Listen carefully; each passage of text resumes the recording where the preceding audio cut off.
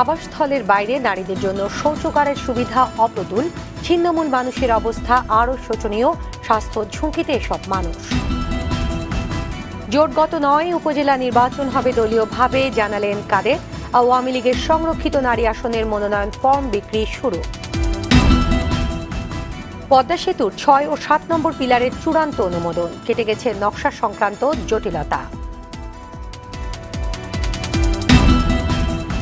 এবং রাজধানীতে চলছে ট্রাফিক পুলিশের বিশেষ কার্যক্রম, সড়কে শৃঙ্খলা ফেরাতে যা যা প্রয়োজন তার সবই করা হবে বলছে প্রশাসন।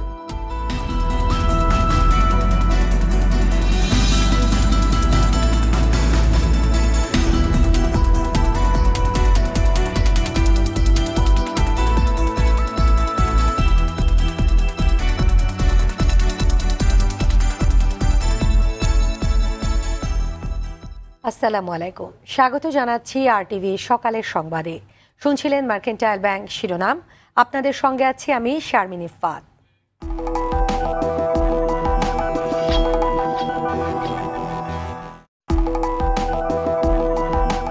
বিস্তারিত সংবাদ। দেশের জনসংখ্যার অর্ধেক নারী হলেও নিজ আবাসস্থলের বাইরে নারীদের জন্য শৌচ সুবিধা তেমন নেই। আর ছিন্নমূল, পথশিশু ও অতি দরিদ্র মানুষের অবস্থা তো আরও শোচনীয়। এতে একদিকে যেমন পরিবেশ দূষিত হচ্ছে, অন্যদিকে নারীরা পড়ছেন স্বাস্থ্য ঝুঁকিতে। তাই নারীবান্ধব টয়লেট নির্মাণের পাশাপাশি সুবিধাবঞ্চিত জনগণকে বিনামূল্যে টয়লেট ব্যবহারের সুযোগ দেওয়ার পরামর্শ দিলেন বিশেষজ্ঞরা। শাহাবুদ্দিন শিহাবের ধারাবাহিক রিপোর্টের দ্বিতীয় পর্ব, ছবি তুলেছেন নেহান নন্দী।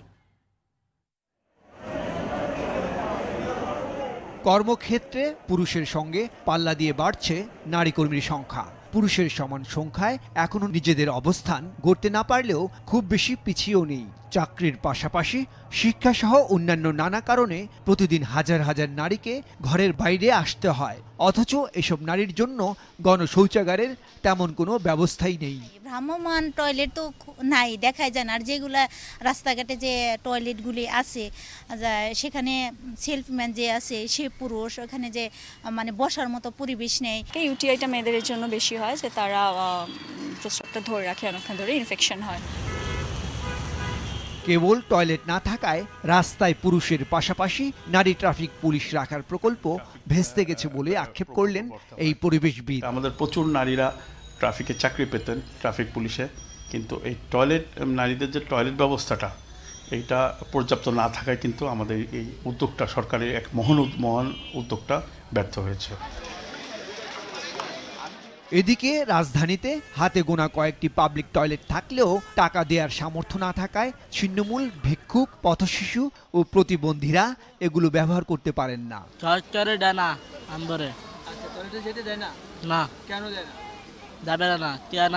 নারী ও সুবিধা বঞ্চিত জনগোষ্ঠী বান্ধব টয়লেট নির্মাণের প্রতিশ্রুতি দিলেন ঢাকা উত্তর সিটি কর্পোরেশনের প্যানেল মেয়র। লকার সিস্টেম করেছি, অনেক সময় টয়লেটে ঢোকার সময় দেখা যায় তার হাতে কিছু থাকে, সেগুলো যাতে লকারে রেখে নারীরা টয়লেটে যেতে পারে। আমাদের হুইল চেয়ারে ঢোকার ব্যবস্থাও রয়েছে। তো মোটামুটিভাবে আমরা একটি আধুনিক, মানসম্মত, স্বাস্থ্যসম্মত একটি টয়লেটগুলি আমরা করছি। রাজধানীতে গণশৌচাগারের দুরবস্থার আরও চিত্র থাকছে পরের পর্বে। শাহাবুদ্দিন শিহাব, আরটিভি, ঢাকা।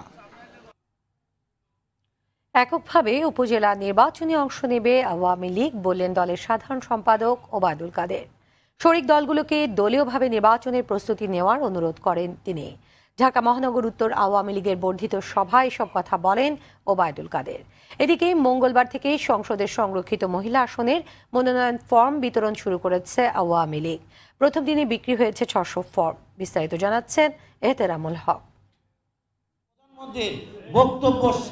সোহরাওয়ার্দী উদ্যানে ১৯ জানুয়ারি আওয়ামী লীগের সমাবেশ সফল করতে ধানমন্ডির একটি কমিউনিটি সেন্টারে বর্ধিত সভায় অংশ নেন দলের সাধারণ সম্পাদক। তিনি জানান, মার্চের উপজেলা নির্বাচনে আওয়ামী লীগ এককভাবে অংশ নেবে।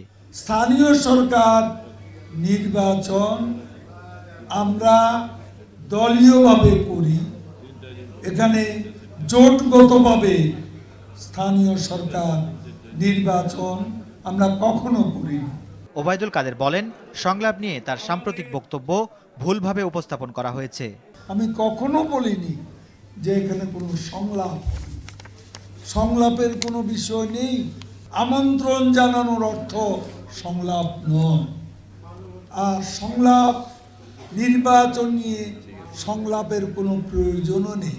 পরে ধানমন্ডিতে আওয়ামী লীগ সভাপতির রাজনৈতিক কার্যালয়ে সংরক্ষিত মহিলা আসনের মনোনয়ন ফর্ম বিতরণ কার্যক্রম উদ্বোধন করেন ওবায়দুল কাদের। ৮ বিভাগের জন্য 2টি আলাদা বুথ থেকে মনোনয়ন বিতরণ করা হচ্ছে। উনি আমাকে যদি দেয়, আমার সততা, আমার যোগ্যতা দিয়ে আমি চেষ্টা করব দেশ এবং জনগণের কাজ করতে। শেখ হাসিনার আদর্শকে অটুট রাখার জন্যই আমি মনোনয়ন চাচ্ছি। রাজনৈতিক নেতৃবৃন্দের পাশাপাশি নানা অঙ্গনের আগ্রহী প্রার্থীরা মনোনয়ন ফর্ম সংগ্রহ করেন। সংসদ সদস্য নির্বাচিত হলে জনগণের প্রত্যাশা পূরণে কাজ করার কথা জানান আগ্রহীরা। নারী বান্ধব সরকার যেহেতু যিনি, নারীদের উন্নয়নের ধারাবাহিকতাগুলোকে আমি বোঝাবার চেষ্টা করব এবং কাজ করে যাব সমাজে। আমি আমার মনপ্রাণ থেকে অকুণ্ঠ সমর্থন দিয়ে কাজ করে যাব। নারী ক্ষমতায়নের জায়গাটা সবচেয়ে বেশি করেই আমি দেখব, যে যাতে নারী ক্ষমতায়নটা বেশি উপরে উঠে আসে। জাতীয় সংসদে 50টি সংরক্ষিত আসনের মধ্যে আওয়ামী লীগ পাবে 43টি। প্রতিটি ফর্মের জন্য নেওয়া হচ্ছে 30,000 টাকা। তফসিল ঘোষণার আগ পর্যন্ত চলবে মনোনয়ন ফর্ম বিতরণ। এহতেরামুল হক, RTV, ঢাকা। পদ্মা সেতুর 6 ও 7 নম্বর পিলারের নকশার চূড়ান্ত অনুমোদন দেওয়া হয়েছে। এর ফলে কেটে গেছে সেতুর পিলার সংক্রান্ত সব জটিলতা। দীর্ঘদিন ধরেই এই দুটি পিলারের নকশা চূড়ান্ত অনুমোদনের অপেক্ষায় ছিল। ঢাকা সেতু ভবনে অনুমোদনের পর মঙ্গলবার সকালে নকশা চূড়ান্ত হয় বলে জানান সংশ্লিষ্ট প্রকৌশলীরা।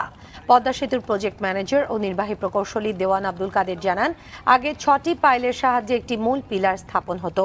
এখন 6টির জায়গায় 7টি পাইলের সাহায্যে 6 ও 7 নম্বর পিলার স্থাপন হবে। স্ক্রিন গ্রাউন্ডিং প্রযুক্তি ব্যবহার করা হবে এই দুটি পিলার স্থাপনে। পদ্মা সেতুর 42টি পিলারের মধ্যে এ পর্যন্ত সম্পন্ন হয়েছে 15টি পিলার। চলতি মাস শেষে সেতুর 36 ও 37 নম্বর পিলারের ওপর 6ষ্ঠ স্প্যান বসানোর কথা রয়েছে। এটি বসানোর মাধ্যমে দৃশ্যমান হবে সেতুর 900 মিটার।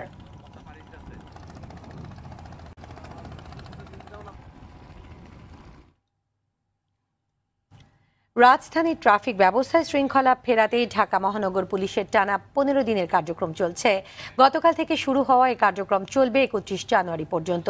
ডিএমপি ট্রাফিক বিভাগ পরিচালিত এই কার্যক্রমে জনগণকে সচেতন করার উদ্যোগ নেওয়া হয়েছে। রাজধানীর 0 পয়েন্টে এই কার্যক্রম উদ্বোধন করে স্বরাষ্ট্রমন্ত্রী বলেছেন, সড়কে শৃঙ্খলা ফেরাতে যা যা করণীয় তার সবই করবে প্রশাসন। দর্শক, রাজধানীর কারওয়ান বাজার এলাকায় আছেন সহকর্মী নাজিব ফরাইজি, সেখান থেকে সরাসরি যোগ দিচ্ছেন তিনি। নাজিব, ট্রাফিক ব্যবস্থা শৃঙ্খলা কার্যক্রমে এই মুহূর্তে আপনি রাস্তায় যানবাহন চলাচলের পরিস্থিতি কেমন দেখছেন, আর ট্রাফিক আইন মানার ব্যাপারে সাধারণ মানুষের কেমন সাড়া দিচ্ছেন?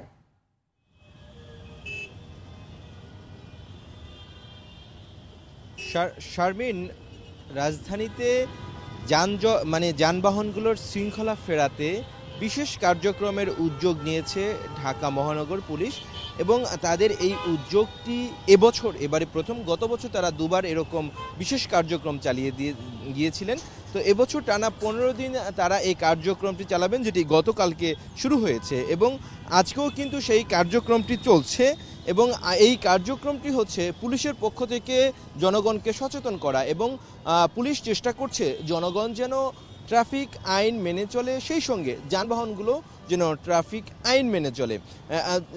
সাধারণ মানুষ যারা রাস্তা পারাপার হন তারা যেন জেব্রা ক্রসিং ব্যবহার করে এবং নির্দিষ্ট জায়গা দিয়ে যেন তারা রাস্তা পারাপার হন এবং যানবাহনগুলো যেন নির্দিষ্ট জায়গায় থামে। এবং রাজধানীতে তারা 130টি বাস স্টপেজ, বাস থামার জায়গা নির্ধারণ করে দিয়েছে এবং সেই জায়গাগুলোতে যেন বাসগুলো থামে এবং সাধারণ মানুষ যেন সেই জায়গাতে দাঁড়িয়ে বাসে উঠেন, অন্য জায়গায় যেন তারা ভিড় না করেন।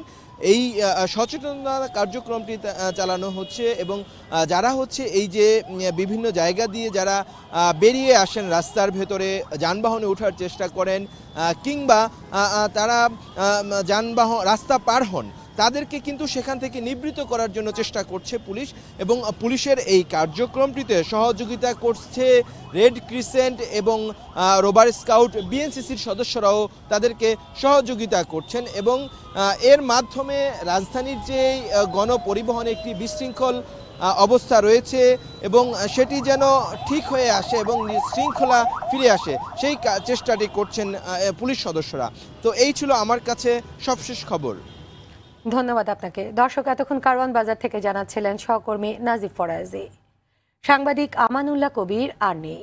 ডায়াবেটিস ও লিভারের নানা জটিলতা নিয়ে বেশ কিছুদিন চিকিৎসাধীন থাকার পর বুধবার প্রথম প্রহরে তার মৃত্যু হয়েছে। বঙ্গবন্ধু শেখ মুজিব মেডিকেল বিশ্ববিদ্যালয় হাসপাতালে চিকিৎসাধীন অবস্থায় রাত 1টার দিকে তার মৃত্যু ঘোষণা করেন চিকিৎসকরা। সকালে ফজরের নামাজের পর দারুসালাম এলাকার ফুলপাড়া মসজিদে প্রথম জানাজা অনুষ্ঠিত হয়। বেলা 11টায় জাতীয় প্রেস ক্লাবে দ্বিতীয় জানাজা এবং জামালপুরে তৃতীয় জানাজার শেষে পারিবারিক কবরস্থানে দাফন করা হবে বলে প্রাথমিকভাবে জানিয়েছেন পরিবারের সদস্যরা।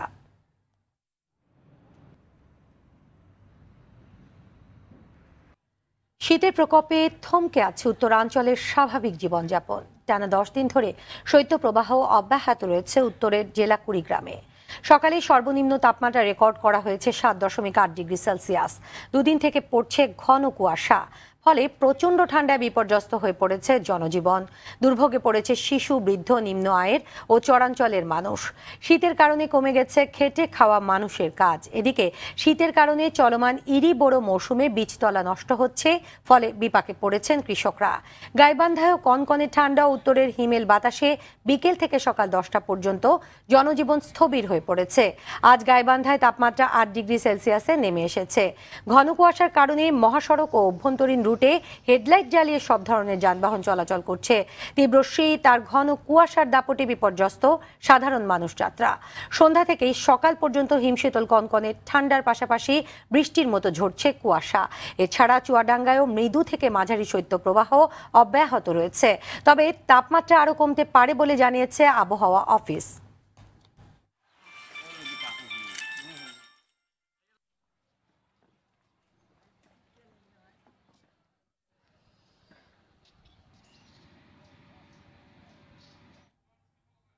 দর্শক, শীতের পরিস্থিতি জানাতে চুয়াডাঙ্গা থেকে সরাসরি যোগ দিচ্ছেন সহকর্মী জহির রায়হান। জহির, টানা শৈত্যপ্রবাহে উত্তরাঞ্চলের মানুষ সীমাহীন দুর্ভোগ পোহাচ্ছে, তো এই দুর্ভোগ লাঘবে স্থানীয় প্রশাসন কি ধরনের উদ্যোগ নিচ্ছে?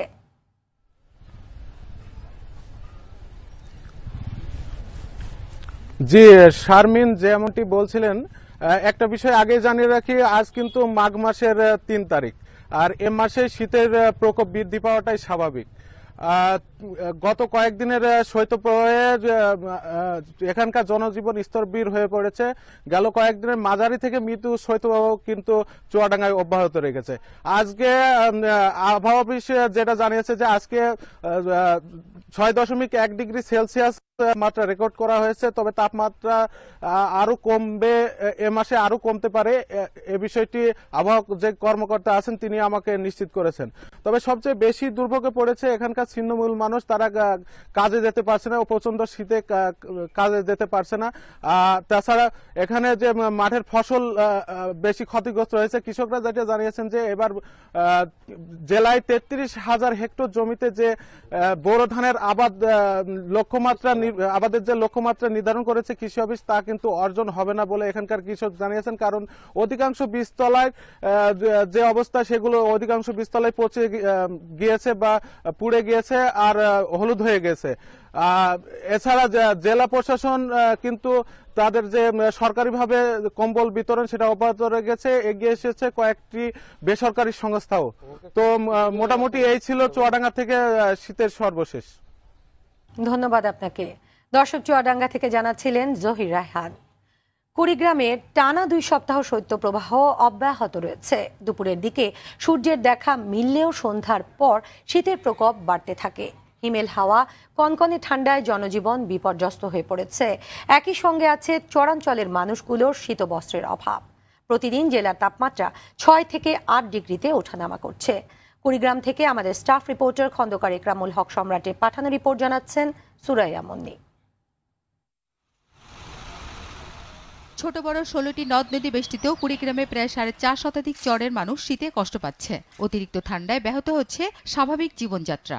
ঘর থেকে বেরিয়ে পারি না, কাজ কামাই বন্ধ, খাইবে কি? দিন মজুর করে খায় তারা, মনে করেন এই চলবে না বলে তার কাজ করে কিন করে। সন্ধ্যা হলেই কুয়াশা শুরু হয়, চলে রাতভর। গভীর রাতে ও ভোর রাতে বেশি কুয়াশার কারণে ঠান্ডার প্রকোপ বাড়তে থাকে। পেটে ভাত দিয়ে খাবার পাই না, আমার কাপড় চোপড় কিনে গ্যাং করি। আমার শীতের কাপড় দেয় নাই, আমার কিছু দেয় নাই। গরম কাপড় দিলে তোমার খুব ভালো হতো। এদিকে শীতার্ত মানুষ নানা রোগে আক্রান্ত হচ্ছেন। প্রতিদিনই বাড়ছে হাসপাতালগুলোতে ডায়রিয়া, নিউমোনিয়া সহ নানা শীতজনিত রোগীর সংখ্যা।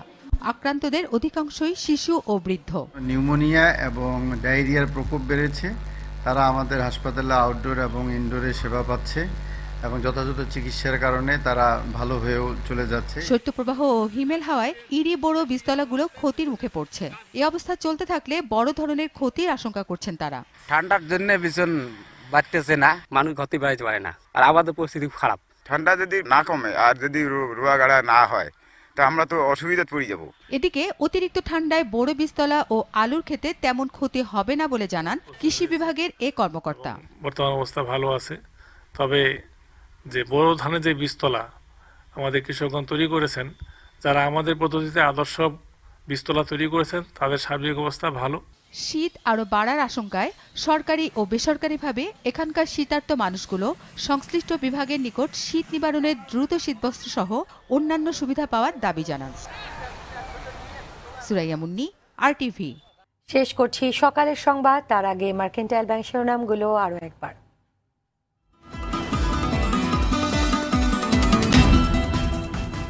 আবাসস্থলের বাইরে নারীদের জন্য শৌচাগারের সুবিধা অপ্রতুল, ছিন্নমূল মানুষের অবস্থা আরও শোচনীয়, স্বাস্থ্য ঝুঁকিতে এসব মানুষ। জোটগত নয়, উপজেলা নির্বাচন হবে দলীয়ভাবে, জানালেন কাদের। আওয়ামী লীগের সংরক্ষিত নারী আসনের মনোনয়ন ফর্ম বিক্রি শুরু। পদ্মা সেতুর ৬ ও ৭ নম্বর পিলারের চূড়ান্ত অনুমোদন, কেটে গেছে নকশা সংক্রান্ত জটিলতা। এবং রাজধানীতে চলছে ট্রাফিক পুলিশের বিশেষ কার্যক্রম। সড়কে শৃঙ্খলা ফেরাতে যা যা প্রয়োজন তার সবই করা হবে বলছে প্রশাসন। সকালের সংবাদ এ পর্যন্তই। RTV সবশেষ সংবাদ জানতে যে কোনো মোবাইল ফোন থেকে 24141 নম্বরে ডায়াল করুন। আর মোবাইল ফোনে সংবাদ দেখতে অ্যাপ স্টোর, গুগল প্লে বা উইন্ডোজ স্টোর থেকে ডাউনলোড করুন RTV অ্যাপস। এছাড়াও তাৎক্ষণিক ও বিনোদন সংবাদ জানতে বিশ্বের যে কোনো প্রান্ত থেকে ভিজিট করুন facebook.com/RTV online এবং youtube.com/RTV digitals। ধন্যবাদ সবাইকে।